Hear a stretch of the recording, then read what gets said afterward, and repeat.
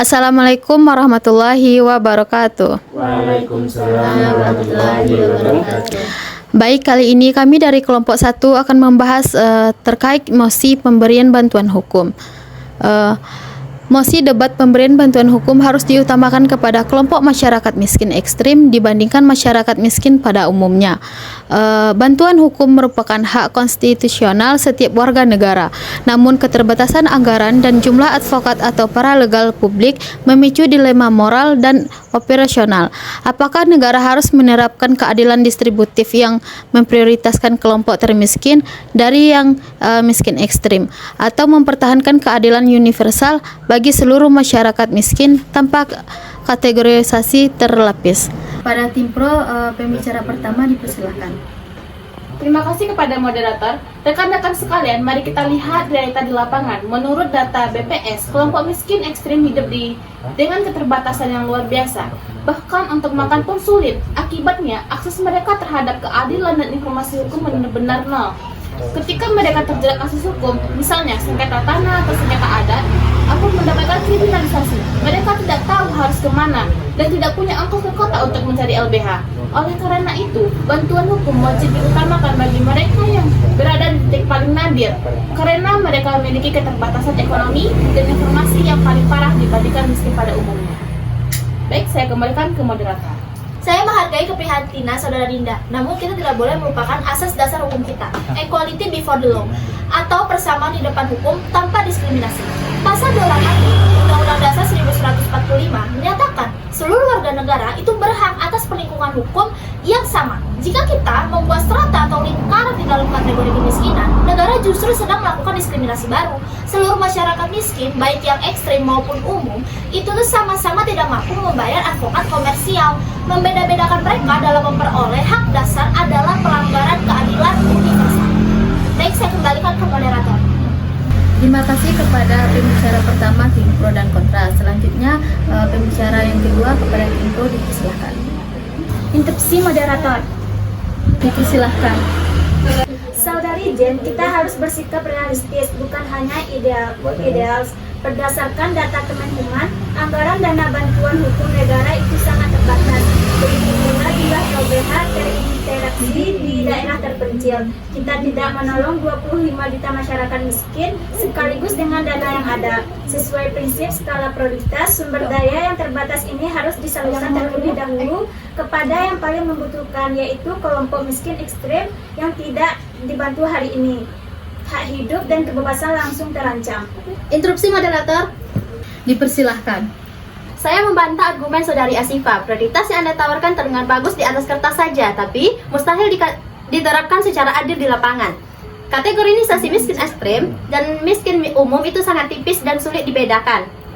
Data kemiskinan di daerah sering kali tidak akurat, terlambat diperbarui, atau syarat KKN saja. Jika kita membatasi bantuan hukum hanya untuk yang memasuki kategori miskin ekstrim, maka banyak orang miskin umum yang aslinya juga sangat menderita akan tertolak hanya karena masalah administrasi data. Saya kembalikan kepada moderator. Terima kasih kepada pembicara kedua tim pro dan tim kontra. Selanjutnya kita masuk ke pembicara yang ketiga, kepada tim pro dipersilahkan. Justru disinilah pentingnya prioritas tersebut, Saudari Afri.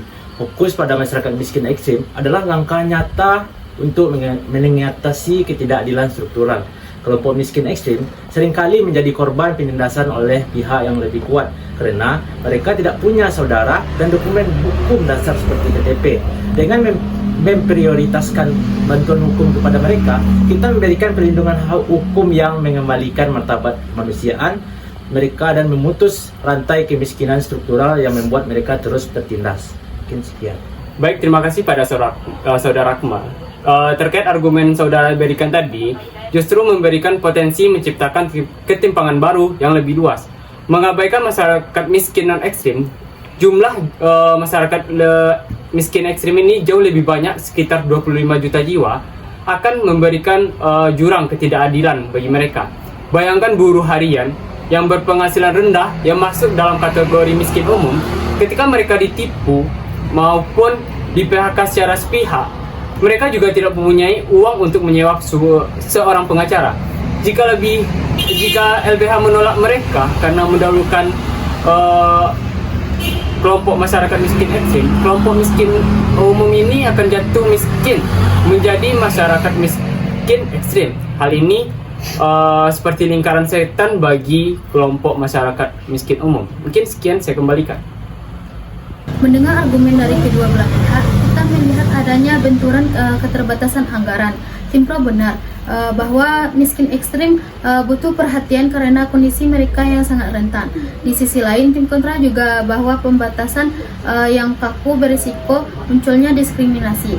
Kita butuh solusi di mana prioritas ditentukan berdasarkan kedaruratan dan tingkatan kerentanan. Melanjutkan poin saya sebelumnya dan menanggapi rekan kontra, prioritas hukum bagi miskin ekstrim bukan berarti kita abai pada miskin umum secara permanen. Ini adalah strategi alokasi darurat, sama seperti di IGD, di rumah sakit. Pasien dengan kondisi kritis harus diselamatkan terlebih dahulu sebelum mengobati pasien dengan luka ringan. Keterbatasan informasi hukum pada miskin ekstrim membuat mereka mudah dipenjara tanpa pembelaan. Jadi mengutamakan ini demi menyelamatkan nyawa hukum mereka yang paling terancam. Baik, menanggapi dari Dinda Azura, analogi IGD dari saudara Dinda kurang tepat karena dalam hukum semua kasus pidana atau sengketa yang mengancam kebebasan seseorang bersifat kritis. Seseorang miskin umum yang dituduh mencuri dan diancam hukuman 5 tahun penjara mengalami kondisi kritis yang sama dengan orang miskin ekstrim. Menggunakan indikator ekonomi atau pengeluaran harian untuk menentukan siapa saja yang berhak dibela di pengadilan adalah sebuah kegagalan sistem hukum dalam memandang manusia sebagai subjek hak yang setara. Saya kembalikan ke moderator. Namun kita harus ingat saudari Jen, orang miskin umumnya memiliki sedikit moral sosial. Mereka biasanya masih memiliki ponsel, jaringan pertemanan, atau kemampuan membaca informasi.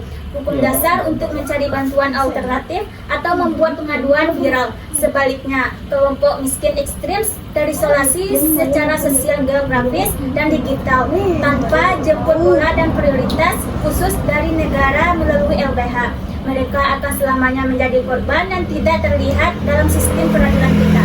Saya kembalikan kepada moderator.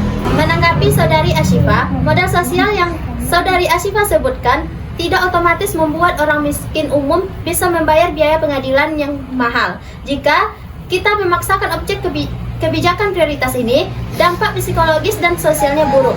Akan muncul kecemburuan sosial di masyarakat bawah. Selain itu, aparatur hukum di lapangan akan sibuk berdebat mengurusi syarat administrasi, apakah orang ini cukup miskin ekstrim untuk dibantu daripada fokus pada substansi pembelaan kasus hukumnya sendiri. Saya kembalikan kepada moderator. Baik, untuk penutup kepada tim Pro dipersilakan. Untuk mengatasi masalah data yang dikhawatirkan dari saudari tim Pro, solusinya adalah perbaikan sistem integrasi data kemiskinan, bukan malah membatalkan prioritasnya. Fokus hukum pada miskin ekstrim adalah wujud nyata dari keadilan afirmatif atau affirmative action. Negara harus berpihak pada yang paling lemah agar mereka bisa naik kelas dan sejahtera. Jika bantuan hukum disamaratakan tanpa afirmasi, kelompok miskin ekstrim akan selalu kalah berebut fasilitas dengan kelompok miskin umum yang secara akses lebih gesit. Mungkin sekian, saya kembali kepada moderator. Baik, penutup dari tim kontra dipersilakan. Baik, terima kasih pada tim Pro. Terkait argumen yang saudara berikan tadi, terkait kebijakan afirmatif hanya sukses jika ada bantalan sosial bagi kelompok di atasnya. Menolak memberikan bantuan hukum kepada masyarakat miskin umum demi masyarakat miskin ekstrim justru akan mendorong masyarakat miskin umum jatuh terperosok ke dalam jurang miskin ekstrim saat mereka menghadapi masalah hukum. Hukum yang seharusnya mencegah kemiskinan bertambah parah bukan membiarkan satu kelompok jatuh demi mengangkat kelompok yang lain. Perlindungan hukum yang harusnya tetap universal tanpa ada batasan atau kelas ekonomi. Mungkin sekian, saya kembalikan. Sebagai kesimpulan dari perdebatan yang luar biasa ini, kedua argumen memiliki pijakan moral yang kuat. Solusi terbaik yang bisa diambil oleh pembuat kebijakan adalah jalan tengah yang integratif. Negara tetap menerapkan asas universal bahwa seluruh masyarakat miskin berhak atas bantuan hukum. Namun, dalam pelaksanaan operasional LBH, dilakukan asesmen berbasis tingkat kedaruratan perkara, seperti ancaman hukum badan atau kehilangan ruang hidup tunggal. yang dikombinasikan dengan tingkat kerentanan ekonomi pemohon. Dengan demikian, kelompok miskin ekstrim tetap berjaring secara efektif tanpa harus mendiskriminasi masyarakat miskin pada umumnya. Sekian perdebatan hari ini. Saya Fadia Ramawani sebagai moderator. Maaf jika ada yang salah. Terima kasih. Assalamualaikum warahmatullahi wabarakatuh.